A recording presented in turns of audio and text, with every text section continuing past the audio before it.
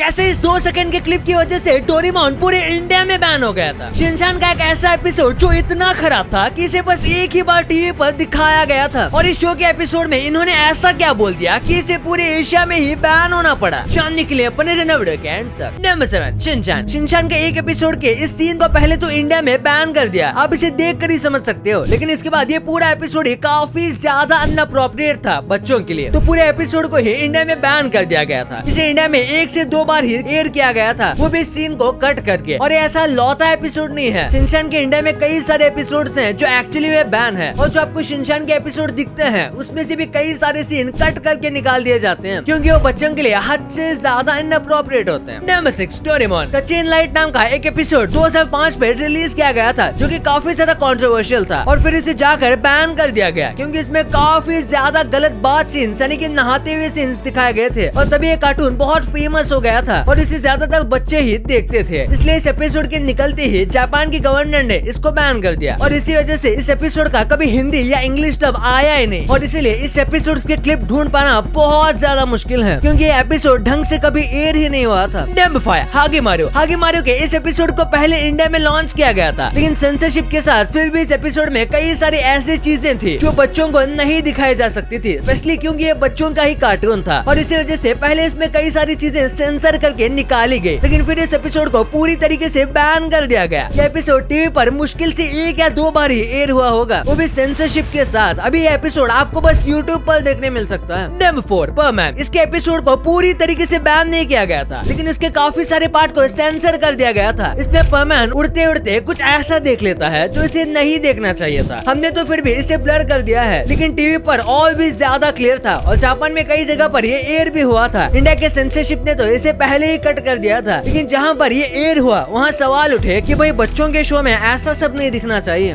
Number 3 Simpsons. ये show वैसे तो अपनी बोल्ड कॉमेडी और हर एक चीज का मजाक उड़ाने के लिए काफी ज्यादा जाना जाता है, लेकिन एक बार इसने भी हद कर दी। इसने चाइना को लेकर मजाक किया था और चाइना और तिब्बत के बीच चले कॉन्फ्लिक्ट के बारे में मजाक किया, और इसमें ऐसा दिखाया जा रहा था जैसे ये लोग तिब्बत के सपोर्ट कर रहे हैं, और ये देख के चाइना गुस्सा हो गया और इसने इस एपिसोड को बैन कर दिया। चाइना के साथ ये और भी ज्यादा कई एशियन कंट्रीज में बैन हो गया और चाइना बैन करने में माहिर है। उसने जस्टिन बीबर, जॉन सीना को भी तिब्बत का सपोर्ट करने पर बैन किया हुआ है। Number 2 Shrek 2। डेविड डियोल नाम के एक आर्टिस्ट ने इसराइली डब और उसके डिस्ट्रीब्यूशन टीम पर केस कर दिया था क्योंकि इसमें इनकी आवाज का मजाक उड़ाया था। ये काफी हाई टोन में गाते हैं और इसी चीज को यहाँ पर दिखाया गया, लेकिन इनको ये पसंद नहीं आया और आखिर में ये केस जीत भी गए। इसके बाद उनको डब में से उस पार्ट को हटाना पड़ा। Number 1 Steven universe. इस कार्टून में सेम जेंडर के कपल को शादी करते हुए दिखाया गया था, और ऐसे तो इसमें कई सारे मोमेंट है कि ये कार्टून LGBT को अच्छे से सपोर्ट करता था, लेकिन उस समय कई कंट्रीज में ये सही नहीं माना जाता था, जैसे कि केन्या। और जिस एपिसोड में यहाँ सेम जेंडर की कपल की शादी करवाई गई थी, उस एपिसोड को केन्या में बैन कर दिया गया, और अपने इस ओपन माइंडेड नेचर की वजह से ये कार्टून ज्यादा नहीं चल पाया और उसके बस कुछ ही सीजन बन पाए। भाई ये तो आपको पता चल गया, पर क्या आपको पता है कि कैसे आपको ये आइसक्रीम के एड में साबुन दिखाते हैं, चिप्स के एड में आपको जो ये चिप्स दिखते हैं ये असल में सस्ता प्लास्टिक होता है, और कैसे सुई धागे से पॉपकॉर्न के एड को बनाया जाता है। भाई इस वीडियो को दबाओ और अभी देख लो, बहुत मजेदार है। और अभी तक ये वाली वीडियो को लाइक नहीं किया है तो इसे लाइक अभी कर देना, और अभी तक चैनल को सब्सक्राइब नहीं किया है तो इसे भी कर देना। मिलते हैं अगले वीडियो में, तब तक के लिए बाय।